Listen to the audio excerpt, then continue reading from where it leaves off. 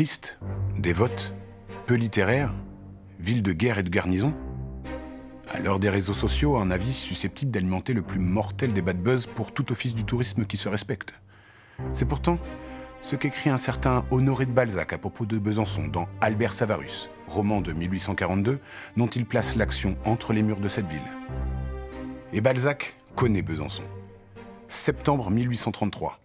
En route pour Neuchâtel, où il s'empresse de retrouver Madame Hanska, son grand amour, le romancier s'arrête 3 jours dans Besançon, une ville qu'il décrit comme assise dans l'intérieur d'un fer à cheval. Il est hébergé chez son ami Charles de Bernard au 57 de la rue Saint-Paul, l'actuelle rue Berceau au centre-ville. Toujours en quête d'idées vendeuses et de sujets croustillants, Balzac s'intéresse aux vieilles familles de la noblesse comtoise, à leur salon sans pour autant négliger le tourisme. Outre la Porte Noire, Balzac flâne dans le quartier chic de l'époque, dans le parage des actuelles rues Chiflet et Naudier, où l'austère beauté des hôtels particuliers le frappe.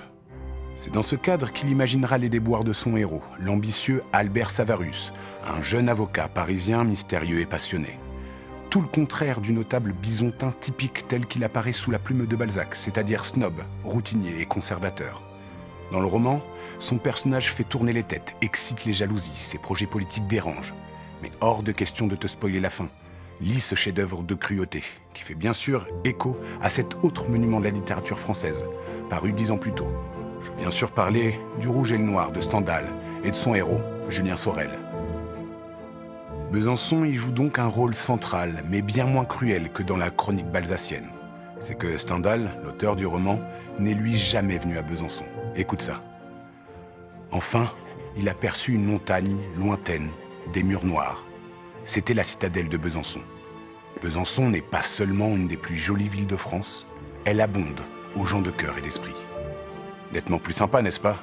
Et dans un cas comme dans l'autre, il s'agit de ne pas prendre les choses trop à cœur. Besançon, pour ces romanciers, est d'abord un lieu imaginaire. On n'y est pas plus malheureux qu'ailleurs.